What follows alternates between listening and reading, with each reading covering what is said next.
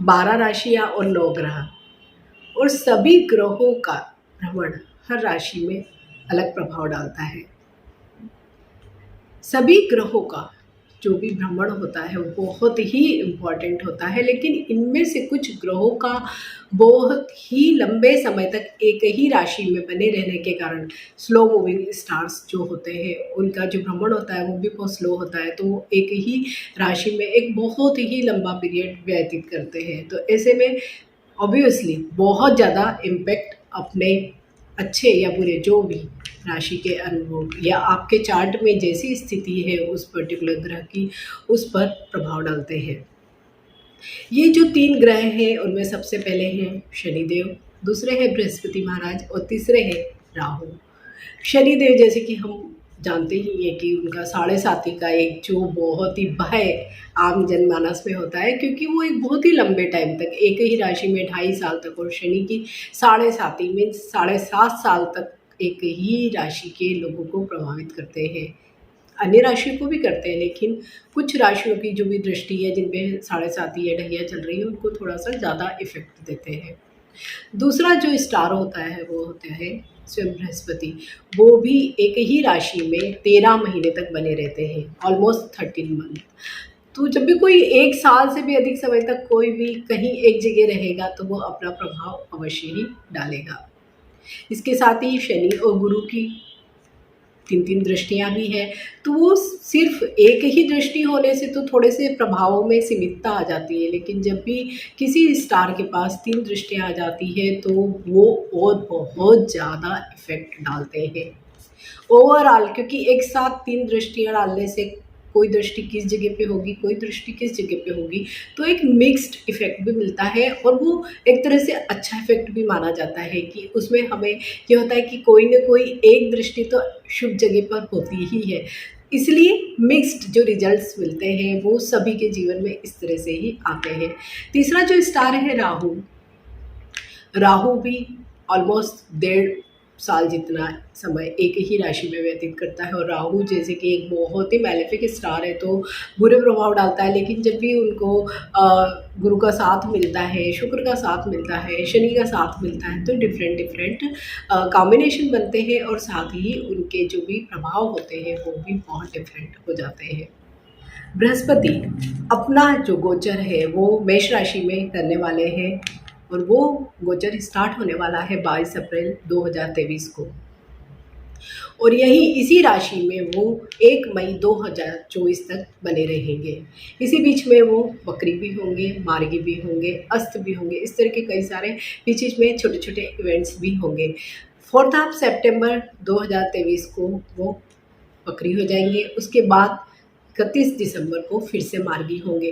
तो ये जो वक्री होने का और मार्गी होने का जो समय है वहाँ पर इनके जितने भी प्रभाव जो राशियों पर पड़ रहे होंगे वो बहुत ही अलग होंगे, लेकिन फिर भी ओवरऑल जो इम्पैक्ट हम देखते हैं कि एक ही मेष राशि में इतना लंबा पीरियड व्यतीत करने वाले हैं, और साथ में इस वर्ष उन्हें मिला हुआ है राहु का साथ जो गुरु चांडाल योग का निर्माण कर रहा है। ऐसे तो गुरु चांडाल योग जैसे नाम से ही जाहिर हो रहा है कि बहुत अच्छा योग तो नहीं है, लेकिन फिर भी कुछ राशियों के लिए कि गुरु मीन्स गुरु एक टीचर मार्गदर्शक के रूप में कार्य करता है, और जब उसे राहु का साथ मिलता है तो ऐसे अगर अच्छी राशियाँ हैं तो वहाँ पर गुरु एक बहुत अच्छे टीचर के रूप में कार्य करेगा, और जहाँ पर अगर राहु बहुत हावी है तो वहाँ पर जैसे कि दिशा से भटकाने वाला भी काम हो सकता है। गुरु की जो राशियाँ हैं धनु राशि, मीन राशि या कर्क राशि जहाँ पर गुरु उच्च के होते हैं, तो इसमें गुरु चांडाल योग का कोई दुष्प्रभाव इन जनरल नहीं देखने में आता है।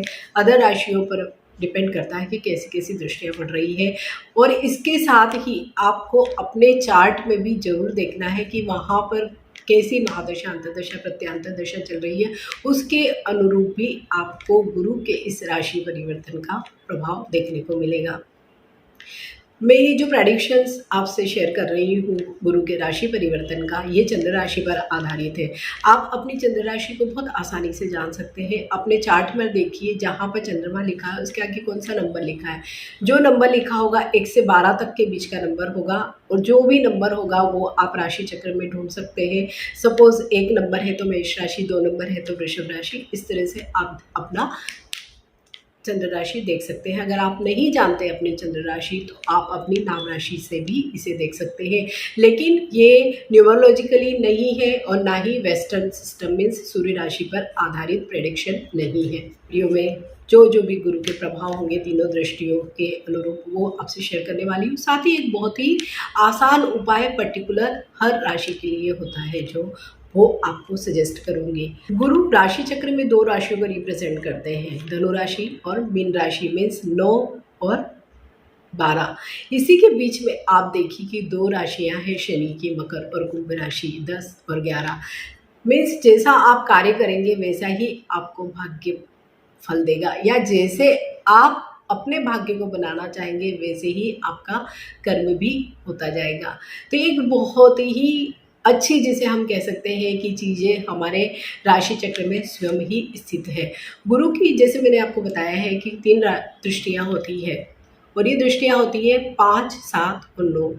इन तीनों ही भावों को गुरु डायरेक्ट देखते हैं और ऐसा माना जाता है कि गुरु जहाँ पर बैठते हैं पर्टिकुलर जो जगह पर वो स्थित होते हैं वहाँ पर उस जगह तो कम ही करते हैं, लेकिन जहाँ पर उनकी दृष्टियाँ जाती है और वो भी 3-3 दृष्टियाँ, वहाँ पर वो अमृत के समान फल देते हैं। मीन्स जहाँ पर उनकी दृष्टियाँ हैं वहाँ पर आपको बहुत ही सटीक और पॉजिटिव रिजल्ट्स देखने को मिलेंगे। इसलिए किसी भी राशि के लिए गुरु का जो ये राशि परिवर्तन है बहुत बुरा हो ही नहीं सकता है, क्योंकि 3-3 दृष्टियाँ गुरु स्वयं डाल रहे हैं 3 जगहों पर, तो कोई ना कोई एक दृष्टि तो अवश्य ही पॉजिटिव होगी और आपकी वही एक पॉजिटिव दृष्टि कई बनते हुए कामों को बिगाड़ सकती है या आपके समय को संभाल सकती है। मैं इस वीडियो में आपसे शेयर कर रही हूँ हमारी जो राशि चक्र की तीसरी राशि है मिथुन राशि, उस पर गुरु की क्या प्रभाव होंगे और कैसे कैसे पूरा साल आपका निकल सकता है। और इसके साथ ही मैं आपसे एक पर्टिकुलर बहुत ही सटीक जो एक रेमेडी है सिर्फ मिथुन राशि वाले लोगों के लिए ही शेयर करने वाली हूँ। Let's start. मिथुन राशि में बृहस्पति 11वें भाव में विचरण करने वाले हैं 22 अप्रैल 2023 से। 11वां भाव होता है हमारे इनकम का भाव। जैसे मैंने कहा कि जहाँ पर वो होते हैं वहाँ पर वो थोड़ी सी कमी करते हैं, तो इनकम के भाव में हमें थोड़ी सी लिटिल बिट इश्यूज दिखाई दे रहे हैं। सपोज़ आपके अगर मोर देन इनकम के सोर्सेस हैं तो उनमें कुछ न कुछ थोड़ा सा ऑब्स्टिकल्स आएगा या आप उनमें कुछ कमी भी पा सकते हैं, वो भी पर्टिकुलर टाइम के लिए, क्योंकि जब गुरु अस्त होंगे फिर देर मार्गी होंगे वो पीरियड में आप देखेंगे कि जस्ट अपोजिट आपके जो भी प्रेडिक्शंस हैं वो होंगे। तो गुरु जब भी इनकम वाला भाव जो हम कह रहे हैं कि 11वें भाव में गुरु स्वयं विद्यमान है और वहाँ से उनकी जो डायरेक्ट दृष्टि जो 7वीं दृष्टि पड़ रही है वो भाव पे पड़ रही है, 5वां भाव है। 5वां भाव मीन्स विद्या, संतान और रिलेशनशिप्स, मीन्स जितने भी लव एंड रिलेशनशिप्स वाली जो चीज़ें हम वो पंचम भाव से ही देखते हैं। तो जैसे कि गुरु की दृष्टि जहाँ पर पड़ती तो वहाँ पर आपको बहुत ही पॉजिटिव रिजल्ट्स दिखाई देंगे। तो जो भी बच्चे अगर पढ़ने के लिए ट्राई कर रहे हैं, बाहर जाने के लिए या आगे कोई कोर्स करना चाहते हैं या कोई प्रोफेशनल डिग्री चाहते हैं या किसी भी प्रकार का, या आप नौकरी करते हुए भी पढ़ना चाहते हैं, अगेन कोई डिग्री लेना चाहते हैं, तो आप सब लोगों के लिए भी ये वर्ष बहुत ही अच्छा होगा। स्पेशली मिथुन राशि वाले लोगों के लिए कि अगर उनकी पहले की पढ़ाई छूट गई हो कुछ प्रॉब्लम्स की वजह से, तो वो अब उसको फिर से कंटिन्यू कर सकते हैं। ये एक गुरु की ही वजह से, गुरु स्वयं विद्या के लिए, जिसके हम देखते हैं कि एजुकेशन के लिए आपको कुछ भी ज्ञान देने के लिए ही आए हैं, तो आप इस पीरियड का जरूर उपयोग करिए। दूसरा, हम पंचम भाव से ही देखते हैं संतान पक्ष को भी। अगर संतान होने में कोई प्रॉब्लम आ रही है, लंबे समय से ट्रीटमेंट ले रहे हैं, नहीं कुछ पॉजिटिव रिजल्ट्स आ रहे हैं, तो अब आप देखेंगे कि इस पर्टिकुलर पीरियड में, इस पूरे ही साल में आपको ऐसे कई मौके मिलेंगे कि आपकी जो ट्रीटमेंट अगर वो ठीक नहीं चल रही थी तो शायद आपको वर्क करने लगे और आपको बहुत ही पॉजिटिव रिजल्ट्स मिले। साथ ही अगर जिनकी संतान है पहले से, तो उनको भी अपनी संतान से बहुत सुख मिलेगा। जैसे कि अगर वो बच्चे पढ़ नहीं रहे थे तो उनका पढ़ाई में मन लगेगा, या अगर करियर में कुछ अचीव करना चाह रहे थे तो वहाँ पर उनकी चीज़ें ठीक होंगी। इसके साथ ही जिन लोगों के भी बच्चे शादी योग्य हैं, जैसे जिनकी एज हो गई है, शादी नहीं हो रही थी कुछ प्रॉब्लम से, तो आप इस वर्ष देखेंगे कि आपके घर में मांगलिक कार्य अवश्य ही होंगे। इसके साथ ही जो लोग भी लव एंड रिलेशनशिप्स में है, कोई भी फैमिली मैटर की वजह से या आपसी अंडरस्टैंडिंग गड़बड़ हो गई है, तो वहाँ पर कुछ प्रॉब्लम्स आ रहे होंगे, तो अब आप देखेंगे कि पूरा ही साल बहुत अच्छा जाने वाला है। और अगर आप इस रिलेशनशिप को मटेरियलाइज़ करना चाहते हैं, तो भी आप लोगों के लिए बहुत ही अच्छा पूरा साल रहने वाला है। यही गुरु की जो 5वीं दृष्टि पड़ रही है, वो पड़ रही है सप्तम भाव पर। सप्तम भाव हम जानते हैं कि किसी भी प्रकार की पार्टनरशिप का, भले वो पर्सनल हो या प्रोफेशनल हो। पर्सनल मीन्स हम पति पत्नी को, वैवाहिक जीवन को यहाँ से देखते हैं। अगर वहाँ पर कुछ प्रॉब्लम्स चल रही है, जो पहले शायद ज़रूर चल रही होंगी मिथुन राशि वाले सभी लोगों के लिए, तो उनके लिए एक बहुत ही अच्छा समय बृहस्पति महाराज लेकर आने वाले हैं। तो जीवन में क्योंकि स्टार इतने सौम्य है, तो आपके जीवन में अपने आप से ही सौम्यता आएगी। मीन्स अगर कोई बहुत ज़्यादा आपके वर्बल फाइट्स हो रहे हैं, किसी न किसी तरह के ओपिनियन डिफरेंसेस है, या इवन आपके कोई लीगल इश्यूज़ भी चल रहे हैं पति पत्नी के बीच में, तो वहाँ पर भी आप देखेंगे कि वो ज़रूर सॉर्ट आउट होंगे। और अगर पति पत्नी के बीच में वैवाहिक संबंध ठीक होंगे, तो ऑब्वियसली जो हार्मोनी होती है फैमिली में, वो भी बहुत अच्छी होने वाली है। इसके साथ ही जो लोग भी पार्टनरशिप में काम करना चाहते हैं, या एग्जिस्टिंग उनकी पार्टनरशिप है, कुछ वजह से थोड़े से इश्यूज़ आ रहे हैं, चीज़ें ठीक नहीं चल रही है, तो आप देखेंगे कि ये वाला जो पीरियड आने वाला है 22 अप्रैल से बहुत ही अच्छा जाने वाला है। अगर आप सपोज़ पति पत्नी भी अगर मिलकर कुछ काम करना चाहते हैं, तो आप लोगों के लिए भी बहुत ही अच्छी संभावना बन रही है। यहीं से अब हम देखते हैं गुरु की जो 9वीं दृष्टि है, वो पड़ रही है तृतीय भाव पर।